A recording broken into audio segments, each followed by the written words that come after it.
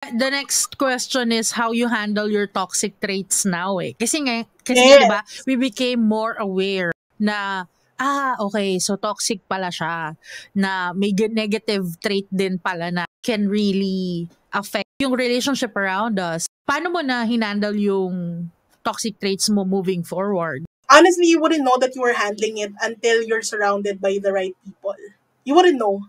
Kanyari, nagkaroon ka na ng mentor na maayos, or nagkaroon ka ng friends na super close and who are also quite direct with you.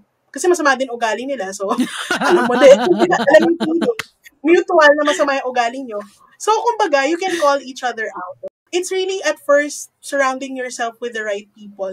Minsan magkakamali ka pa din doon kasi akala mo this person is guiding you pero yung pala sinisiraan ka nila or maybe they're leading you another direction. Pero soon, if you become better at discerning people, you would find friends who are really there to tell you pag medyo hindi na okay yung ugali mo. My friends are like that kasi ganun din ako sa kanila. Kay bullet ko to na natutunan talaga yung friend natin, di ba? Pag hindi kami nagkakasundo, na kailangan namin siya pag-usapan. Kasi nga, ano pa ba ang friendship if you can't improve on it?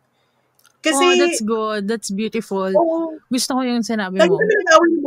kami nag-away ni Bullet.